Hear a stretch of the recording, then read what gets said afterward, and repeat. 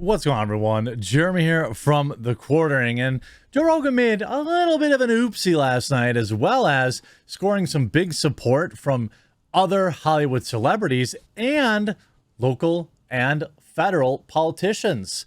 It's odd to me that being pro-free speech is suddenly such a controversial position to carry.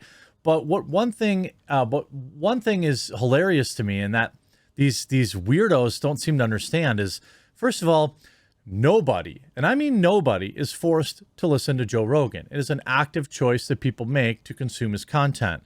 Second of all this whinging and crying about the guy is making him more popular than ever. So your efforts to deplatform him couldn't have been more effective in increasing his reach and his listenership. So the idea that you're doing anything good is hilarious to me. It's actually so dumb that it makes me think you actually want him to get more popular. It's like he'd have to be paying these people. By the way, update on Gilded. We've got about 2,000 members now. This is a more free speech version of Discord. We used to have a Discord. We had like maybe 10,000 active members. There's a link in my link tree in the description to Gilded. Yes, you have to download software, but it's owned by the company that actually owns Roblox. It's not like some weird, bizarro world chat program. It's got all the same things that Discord does, and without the stupid woke politics. So I'd love to have you join our Gilded. I love it so much that I put it here on in the side now. So anyway, Tulsi Gabbard speaks out in support of Joe Rogan, blasts zealots of wokeism.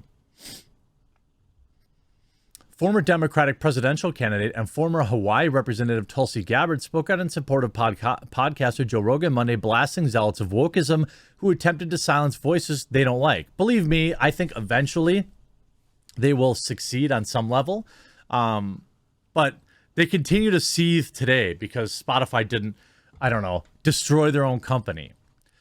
Gabbard shared the words in a Twitter post on Tuesday morning that included a tag to Joe Rogan's account.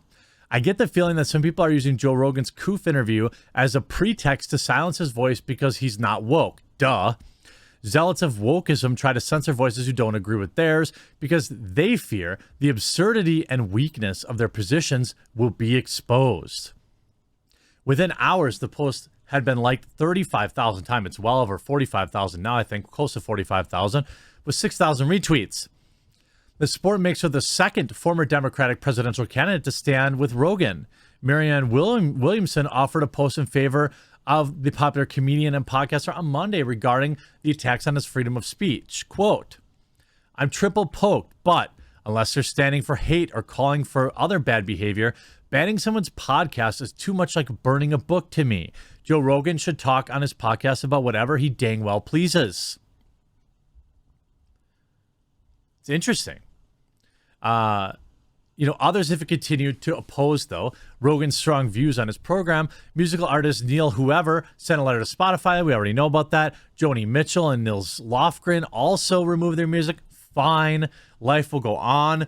I've decided to remove all my music from Spotify. Irresponsible people are spreading lies that are costing people lives.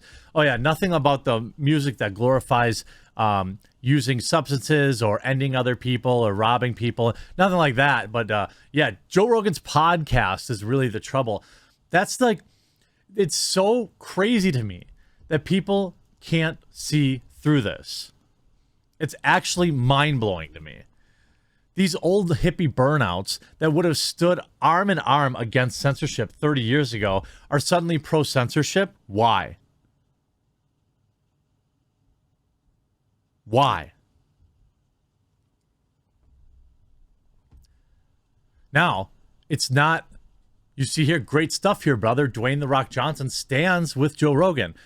Not exactly a bold position. Dwayne Johnson is relatively uncancelable with hundreds of $millions in the bank, but I'll take it.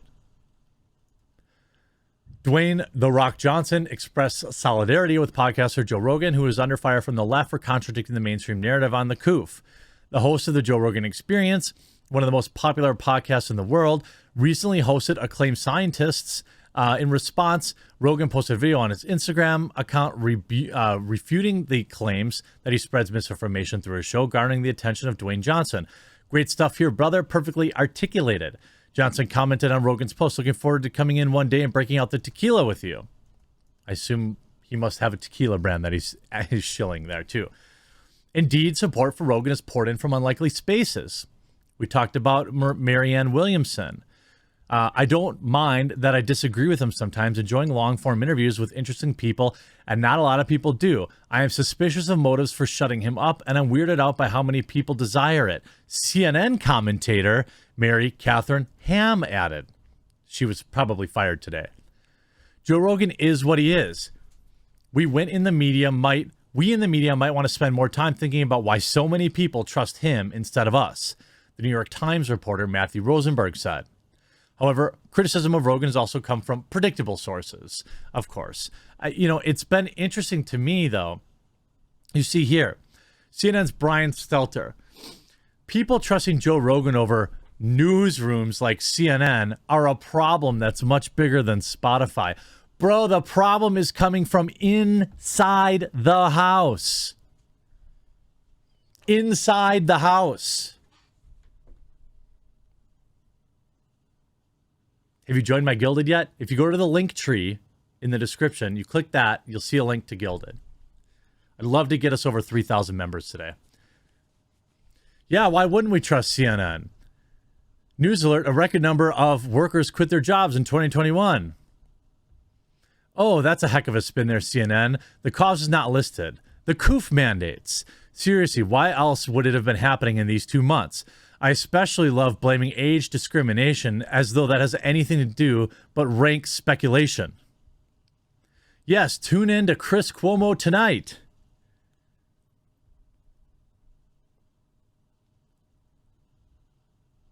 I mean, remember when CNN and all these other newsrooms said that they're the only ones that were able to read the leaked emails? Remember that? And where's the cope? Kat Von D gives him support. I don't know who Cascade is, but nailed it. Troy Aikman supported him. Kelly Slater, love to see you offer to bring Neil or Joni Mitchell on the show with whomever they want on their side to refute whatever they're so mad about. If they're for truth, it should be an easy conversation. I'm looking forward to it. Jewel saying you're doing a great job. Kevin James, of all people. Joe, we go way back. In all these years, I've known you to be nothing but objective and seeking the truth. Thank you. Love you, brother.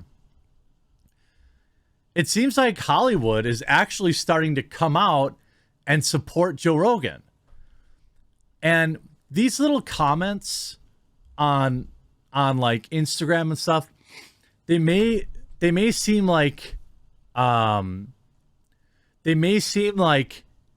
innocuous things to us who, comment on social media all the time, right? But it's a big deal. It's a really big deal because that single comment could get them fired. We see it happen all the time. See them canceled. Human rights activist Ayan Hirsi tripled down. This is exactly why Joe Rogan's podcast is so popular. He's open to different perspectives and listens to people without judgment. India RE says, I've decided to pull my music and podcast from Spotify. Neil Young opened a door that I must walk through. Don't care. These people never wanted an apology. These people never wanted, just so we're clear here, these people never wanted a conversation with Joe Rogan, did they? They never wanted more warnings. They never wanted him to change. They wanted him deplatformed. They wanted him silenced. And the funny thing is anybody who's actually watched the show, Joe Rogan has no problem challenging people. And so it's really bizarre to me that suddenly people think that this bizarre push to silence him is just because of misinformation. It's just like on YouTube when they talk about hate speech. Hate speech isn't a thing. It is a container for which they will throw content they don't like in. What is hate speech? It's just speech. Speech you don't like, but it's just speech. But they attach that word to it. So then they could say, so the normies, you're at the grocery store, like, oh, did you hear Tommy Phillips? Oh, was he such a good boy? Yeah, he came over and mowed my lawn last week. Oh, but did you hear he did a hate speech? Oh, heavens to Murgatroyd. That's why they use these terms. You hear that word and you're instantly, like, if you're not educated on it, and you're not, like, well-versed in it, it sounds terrible. And they use that to control people, and they use that to silence people that they don't like. It's absolutely pathetic. And the fact that CNN's whinging and crying about this tells you all you need to know. Joe Rogan isn't a news podcast. He is a entertainment/comedy podcast, okay? At times to talk about serious stuff. I don't even listen. I don't do long form. I'll watch the bits, but I don't listen to 3 hours uninterrupted. I can't. I have 45 videos to pump out a day. But I'm glad to see some more people stepping up and supporting Joe Rogan. There could be a nice little quiet swell of people suddenly remembering that, censorship's bad. Hope you enjoyed this video. I'll see you on, remember to join Gilded. Go into the description, Linktree, join Gilded. If you want to chat, there's voice chat, there's regular chat. It's obviously totally free. So, I just want to give a place for my community to hang out. Hope you enjoyed this video. We'll talk to you again real soon.